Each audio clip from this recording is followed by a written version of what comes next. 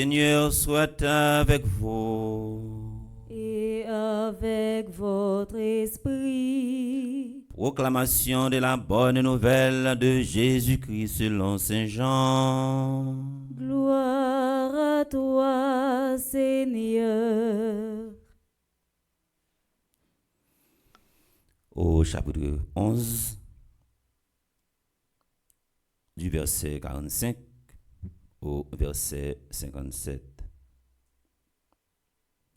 Quand Lazare fut sorti du tombeau, les Juifs qui étaient venus entourer Marie, sa sœur, et avaient donc vu ce que faisait Jésus pour en lui. Mais quelques-uns allèrent trouver les pharisiens pour leur raconter ce qu'il avait fait. Les chefs des prêtres et les pharisiens convoquèrent donc le grand conseil. Ils disaient: qu'allons-nous faire?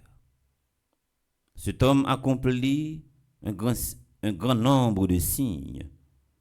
Si nous continuons à le laisser agir, tout le monde va croire en lui, et les Romains viendront détruire notre lieu saint et notre nation. Alors, l'un d'entre eux, Caïphe, qui était grand prêtre cette année-là, leur dit: vous n'y comprenez rien. Vous ne voyez pas quel est votre intérêt. Il vaut mieux qu'un seul homme meure pour le peuple et que l'ensemble de la nation ne périsse pas. Ce qu'il disait là ne venait pas de lui-même, mais comme il était grand prêtre cette année-là, il fut prophète, en révélant que Jésus allait mourir pour la nation. Or, ce n'était pas seulement pour la nation, c'était afin de rassembler dans l'unité les enfants de Dieu dispersés. À partir de ce jour-là, le grand conseil fut décidé à le faire mourir. C'est pourquoi Jésus ne circulait plus ouvertement parmi les Juifs. Il partit pour la région proche du désert, dans la ville d'Éphraïm, où il séjourna avec ses disciples. Or, la Pâque des Juifs approchait, et beaucoup montèrent de la campagne à Jérusalem pour se purifier avant la fête. Ils cherchaient Jésus, et dans le temple, ils se disaient entre eux: qu'en pensez-vous?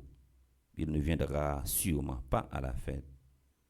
Les chefs des prêtres et les pharisiens avaient donné des ordres. Quiconque saurait où il était devait le dénoncer pour qu'on puisse l'arrêter.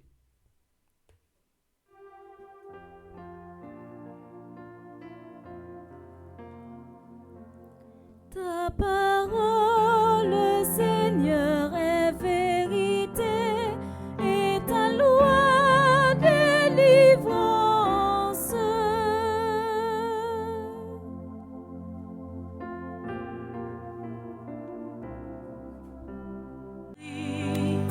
Je viens